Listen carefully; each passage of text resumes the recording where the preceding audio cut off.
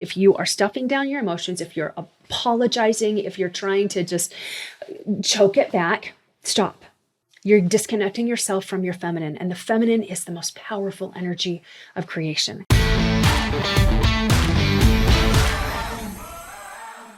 Hello there, and welcome to another episode of The Prosperity Approach. I'm your host, Allyson Chavez, and today we are going to dive into 5 signs that lets you know you're disconnected from your feminine energy. And as always, I'm so honored that you're spending your time here with me in this podcast, either listening to this on your favorite podcasting platform or watching this on YouTube. And hey, while we're there, if you're watching this on YouTube, we'd sure love it if you would hit that subscribe button and click on the notification bell so you're in the know every time I'm dropping new content. And if you're listening to this on your favorite podcasting platform, just mark it as your favorite so that you'll also be aware of every time we're dropping another episode.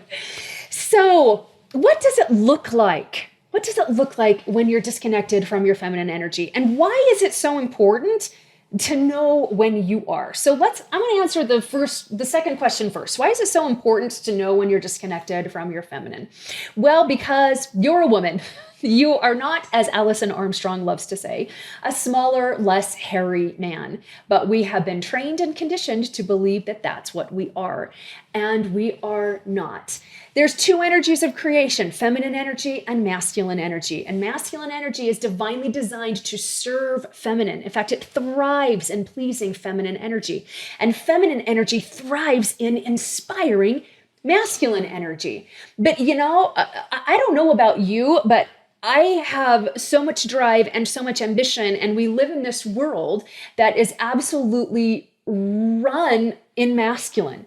There is very little feminine going on in the world, or at least that is talked about going on in the world, much less like hailed as something to aspire to. But I'll tell you what, ladies, as I have learned more and more to step into my feminine, to be feminine, to let my feminine lead me, life opens up in the most amazing ways.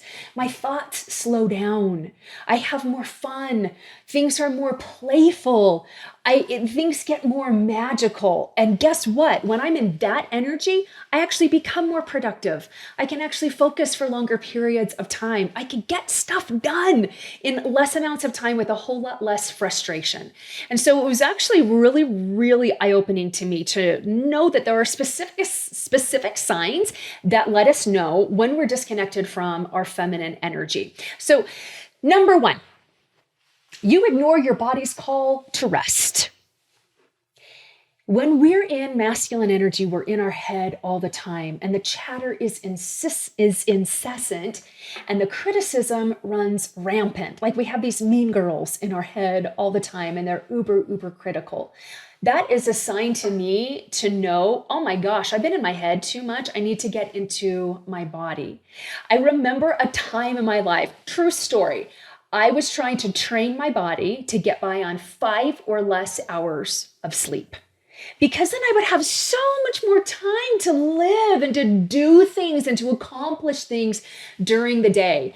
And I was miserable. I was miserable doing that. When you ignore your body's call to rest, to sleep, you are disconnecting yourself from the feminine, because the feminine is in your body. We embody traits that we desire in our body. That's why it's called embody. And when we're in our feminine, we're connected to our body. But if we don't get enough sleep, I don't know about you, but if I don't get enough sleep, the whole world is coming apart at its seams. And I can't focus, and I can't concentrate, and I've lost my sense of purpose, and why am I even here, and why am I doing what I'm doing? And I'm just not very fun to live with in my own head, and certainly not in my family or with my team.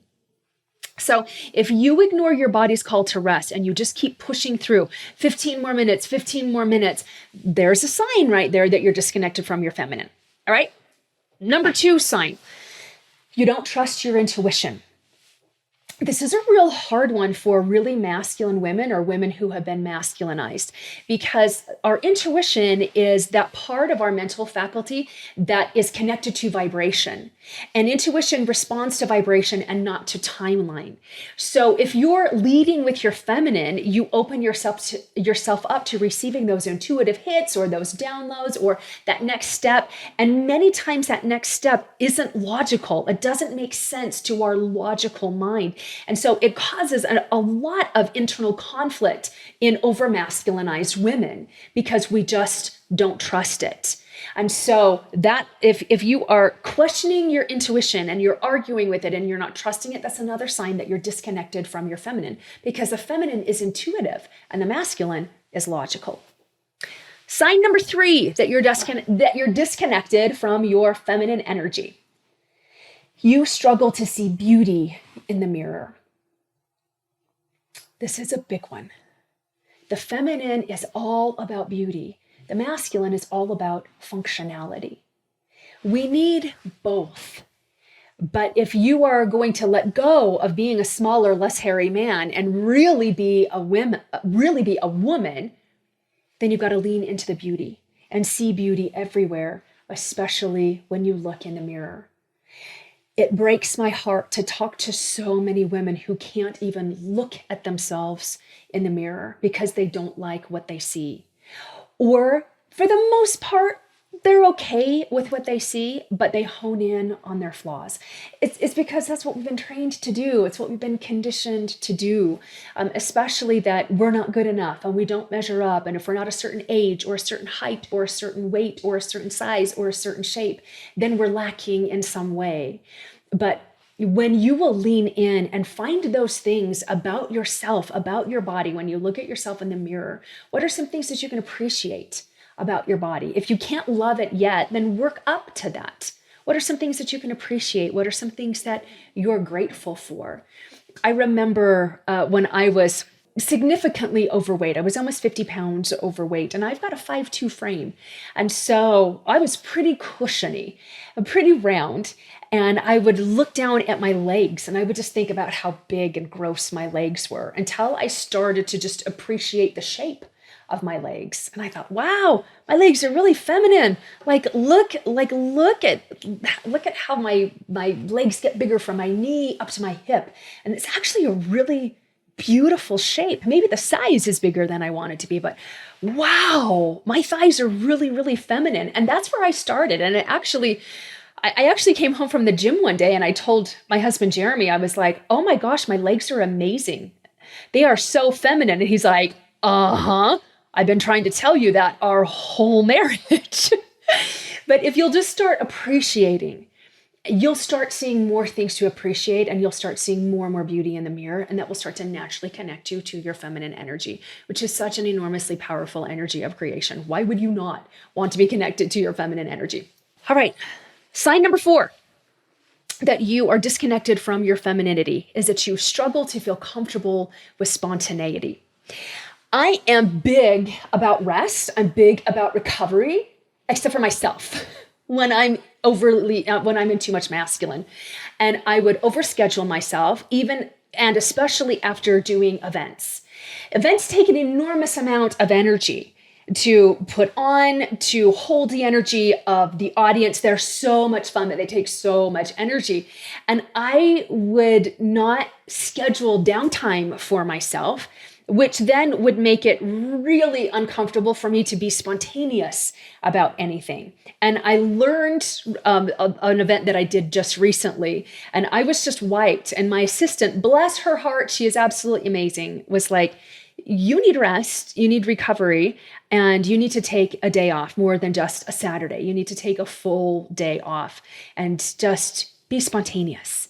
And that was hard. That was hard for me to do, to let go of that masculine and lean into my feminine and be spontaneous. And so I let her clear my schedule so that I could then do whatever I felt like doing that day. It involves some peanut M&Ms. It involves some like lying in my bed and relaxing. It involves getting to the gym and getting in the massage chair for an hour. But allowing myself to be spontaneous instead of everything scheduled will help you so much lean into your feminine and really ignite that energy in you.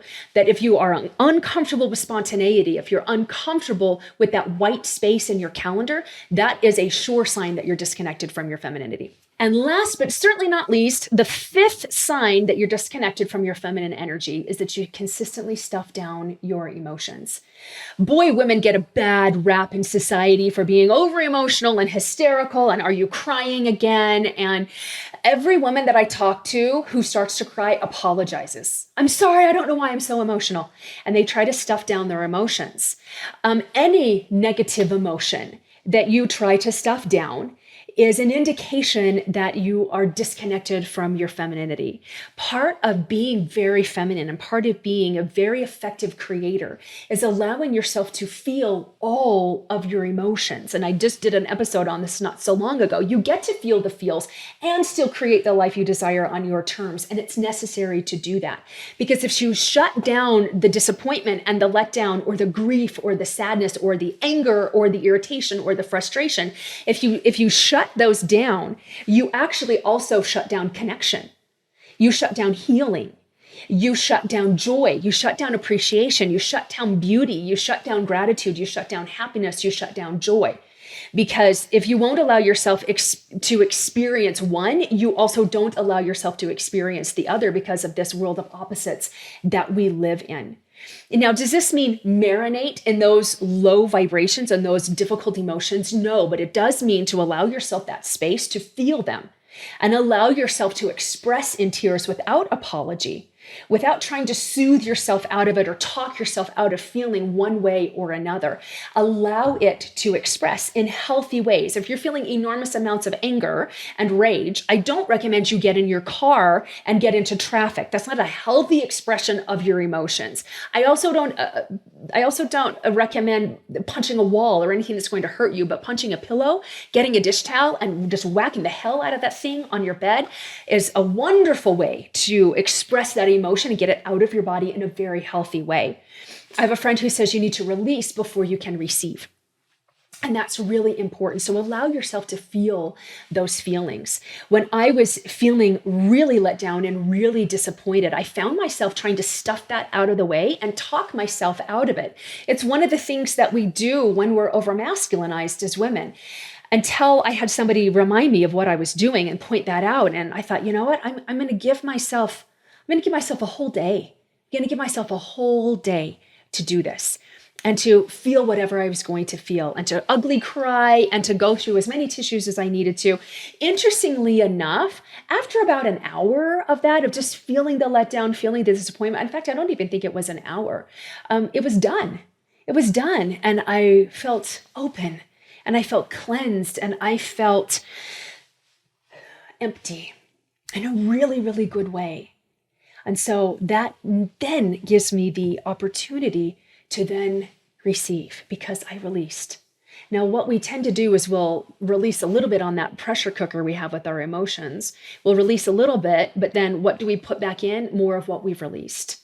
And so I was very intentional about releasing. And then with this open space, all right, what do I want to receive now?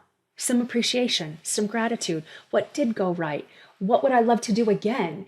Just a space of creation, which was facilitated by me expressing my emotions and letting myself feel the feels. But if you are stuffing down your emotions, if you're apologizing, if you're trying to just choke it back, stop. You're disconnecting yourself from your feminine, and the feminine is the most powerful energy of creation. We are meant to lead with feminine and let the masculine support. If you want some more tips, if you are wanting to do a deeper dive into the feminine with me this year, come to my feminine masterclass. It is 100% free, and you can check it out at prosperityapproach.com/feminine masterclass, all one word. And we're going to come give you some more ideas about what it's like to live in feminine and tap into masculine, what it looks like to be over masculinized so that you can recognize those signs and get you back into your feminine. But come join me, share the link with a fellow sister if you know of somebody that would resonate with this message. And until next time, remember, prosperity becomes you. Bye-bye.